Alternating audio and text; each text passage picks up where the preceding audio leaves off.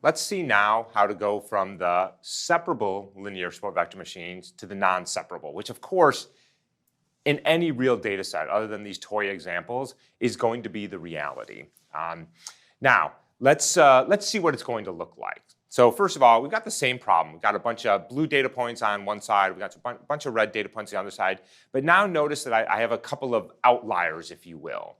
This red point is up here, belongs down here, and this blue point is here. And again, I could take this data, I can feed it into that code that I showed you, and the quadratic program will simply give up and say, I cannot solve this because I cannot find a margin that satisfies the constraints, which I've written down right here, subject to maximizing the margin. So what linear SVMs with soft margins or nonlinear SVMs do is they allow for some slop in the estimation. And here's how we're going to do it. First of all, we are going to do the same game. We're going to minimize this, the dot product of W, which is maximizing the margin. We derived that earlier. But we're also going to add another term here, C plus the sum of these little epsilons, which are called slack variables. Let's see what that is. So now let's go back down to here. So remember what this was. Y was the class label, 1 or -1. This was positive for everything with a class label of 1. This was negative for everything with a class label of -1. So by saying that the product of the class label and this dot product is always greater than 1 says that positive things stay on the positive side, negative things stay on the negative side. But notice what I've done here is I've added this little slack variable. So this is just a little value that says this has to be greater than or equal to 1, but I'm going to allow a little positive slop.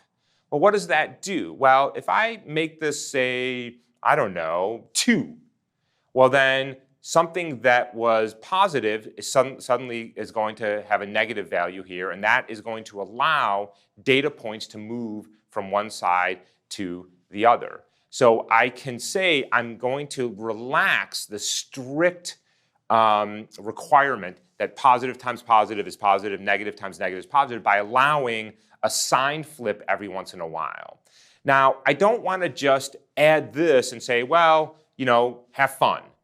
So, because what's going to happen is it's going to say, well, then nothing has to be satisfied. If I allow these slack variables to just come in at wherever they want, well, then it's going to just slide the points all over the place. So now we're going to go back up to our minimization and say, we want, with some weight here, C, I'll show you what that is in a minute, to have these be as close to 0 as possible. So, for example, if this is actually 0, force this to be 0, well, then we're back to where we started. Right? There is no slack here. I can't move a red point to the blue side or a blue side to the red point. But by minimizing this, subject to some weight, how important the slack is, well, then I can maximize the margin. I can allow for a little slop or slack in the classification, but still get most of the data points classified correctly. All right? So it's a little bit of a hack, and that you have to balance this. And in particular, the black magic here is what is that C value? And in fact, we already saw it, so let's come back to it.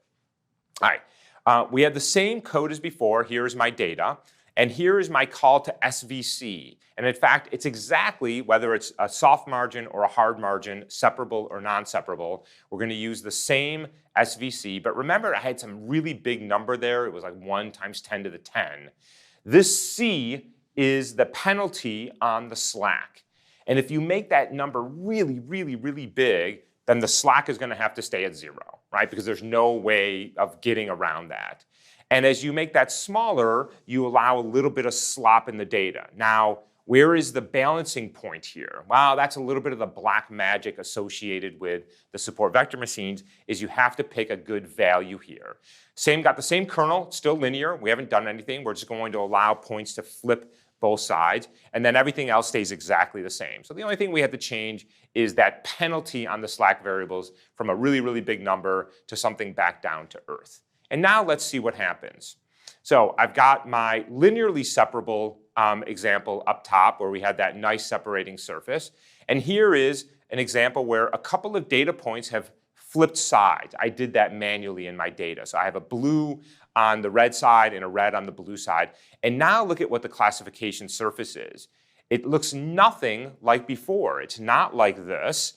because to do that, we have that new term, that C times the slack variable, and now what it's chosen to do is a vertical separator that actually does a pretty good job, and in fact is just the result of the optimization that is trying to now balance two things. Maximize the margin, keep everything away, but also how much do I have to move a data point to the other side? And so that's the compromise that it found there. And this is the practical SVM, linear SVM that you are going to use, because almost no matter what your data is, it's going to have this. And the black magic here is going to figuring out what that C is. Make the C too big, you may not find a separation. Make it too small, and it may allow too much slop in your classification. And so the standard thing to do is to search over, to do a grid search or a brute force search over these parameters in reasonable steps in order to find the classification that gives you the type of performance that you want. All of that is now the lead-in to nonlinear SVMs, which is going to expand the power of these linear classifiers from logistic regression to linear discriminant analysis to linear SVMs. We'll pick that up when we come back.